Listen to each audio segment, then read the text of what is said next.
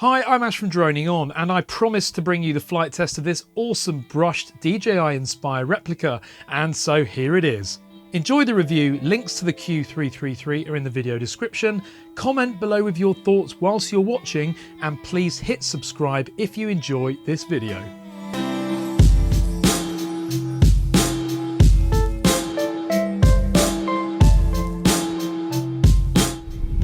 It is a lush day in the UK today. Sunny, warm, it's beautiful, and I've got the WLToys Q333 with me, the Inspire replica, and quite excited to test this one out. As mentioned in the review, I've got the SD card installed in the slot now, so hopefully we'll get some footage. You'll also notice some bits of Velcro that I've stuck onto it. Now, that's for an experiment a little bit later, and I'll tell you more about that then. So first thing we're going to do is turn on the transmitter. Oh, throttle to naught. There we go. Very cool. And open up the display hood on here because it is very bright, and I think this is going to be useful to help actually see the screen. Now you can see I've installed the... Ow! Oops. I didn't realise I'd pushed the battery on. Right, so first thing to note, there's no arm and disarm switch on this. It is simply on or off. Just cut my knee doing that. Oh well, that's one thing to go in the negatives, but hey. So we'll turn the screen on as well. And there we go, so we've got our live feed. Now I'm not sure if you can see that very clearly. But yeah, that is looking pretty cool actually. That's a really nice FPV feed. Now I've got a theory. I've got my goggles with me, my Fat Shark goggles. I have a theory that I might actually be able to pick up the signal on these goggles from this drone. And if that's the case, then you could actually fly it using these instead of the screen. Now that would be really cool. And yeah, I've actually got a perfect feed now from the drone. That's really cool. But anyway, for the time being and for the purposes of this, we're going to be recording from here. So as mentioned, we've got the shoulder buttons on this transmitter. This one here starts recording, and when we press that, you actually get a little timer on the screen that shows how the time of recording there. So you can't really see that properly on here, probably in this light on the GoPro, but well, I can assure you it's counting down. So we are recording video now, so let's take off. So also on this transmitter, we've got sensitivity as well. It's on 40% at the moment. I'm going to leave it on that for now. Let's see how it goes. Now this is a big brush drone. Here we go. Now it's got a great presence in the air, and it's very, very smooth. There is a bit of breeze coming in today, and so I'm having to counteract that, but it looks absolutely great in the air. Really, really good. See those LEDs on the legs as well? They look absolutely lovely. Right, now for the bit that I know we're all excited about, the transformation. So let's just get it nice and steady. And here we go.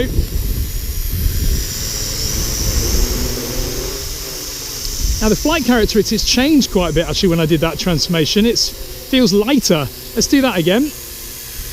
There you go. So it's actually got three different settings. One with the body down at its lowest point, and then it's got the landing setting, which we're moving it to now, where the body goes all the way up high like that. So that's how you land it, but we want it in the lowest possible position.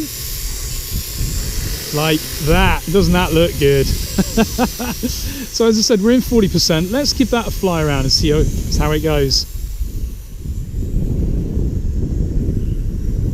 So as I said, this is 40% sensitivity, and it's really not enough for a big drone like this. It's not enough at all. So I'm actually going to switch that to 60%. That's a bit better. I'm actually going to go to 80 though. Oh yeah, now we're talking.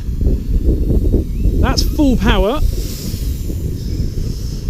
And it looks really, really good in the air. It looks absolutely great. Now I would say that it is actually lacking power a bit. I'd prefer to see a 3S in this, to be honest. Now I don't know what it would do if we actually installed one. The trouble with these brushed quads is that you risk blowing things up when you give them voltage that they're not expecting. But it might be worth an experiment with this one, definitely, because yeah, if I do the punch, it's very slow, and this is such a great looking quad that it seems a shame to have such limited power.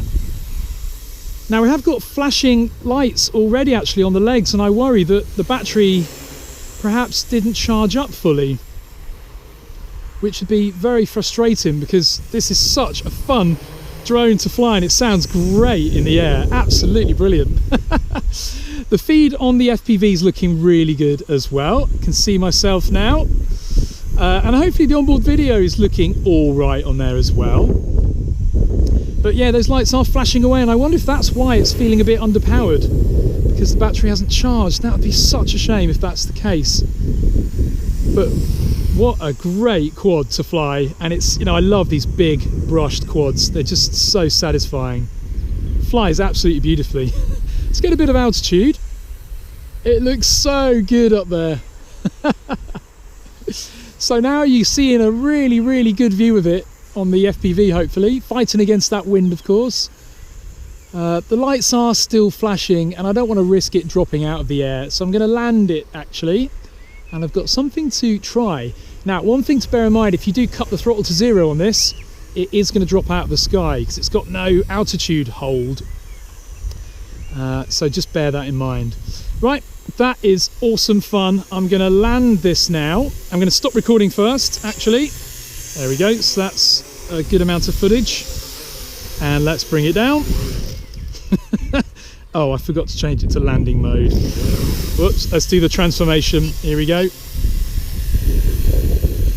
That is so cool. Now let's land it. Okay, a bit clumsy, but hey, you get the idea.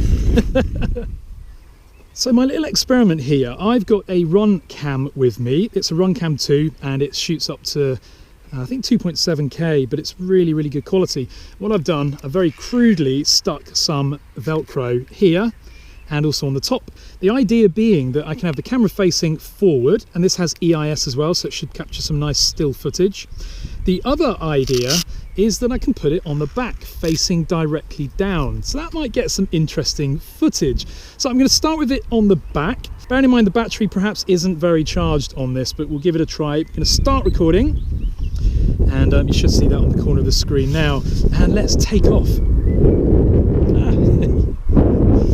Okay, so here we go. Oh, the wind is now picking up a little bit, and we're up. Now I will try and fly a little bit more smoothly than usual to get some good footage from this. The lights are still blinking, so I'm a bit worried that the battery is still going, but that flies really nicely even with that extra weight. Hopefully you can see us now,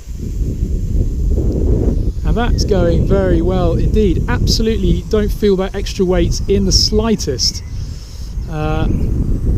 So that's good that this thing will carry a payload. Bearing in mind the battery perhaps isn't as charged as it could be, it's carrying that no problem at all. So I'm going to land now. That successful experiment complete, and I'm going to instead now put the camera on top like that.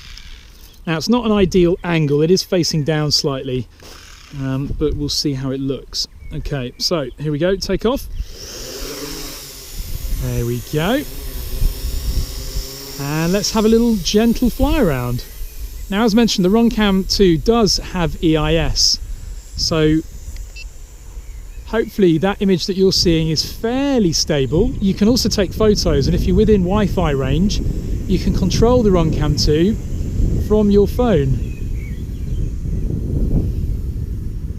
But that's cool. So now we've got our live FPV feed, and we've also got HD view, which you're hopefully now seeing on the screen. And again, no issue with weight or balance. It handles that absolutely perfectly. Really, really impressed. What a lovely quad to fly, and I love the transformation element. That it's a bit of a gimmick, but it's great fun. Really, really cool. Let's have a close look at that tree. Try not to crash into it, because I'm not climbing up it.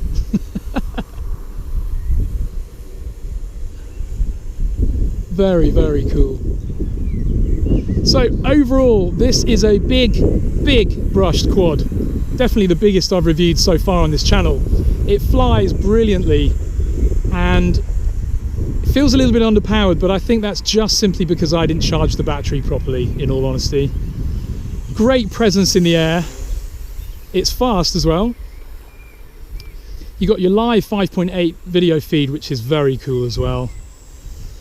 And you can use your FPV goggles with this, which is another nice feature.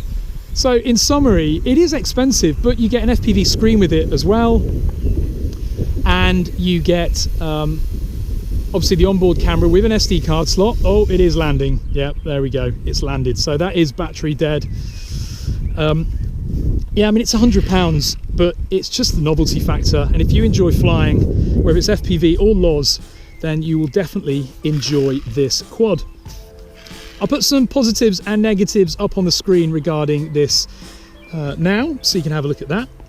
Leave your comments below, give the video a thumbs up, and of course, click subscribe.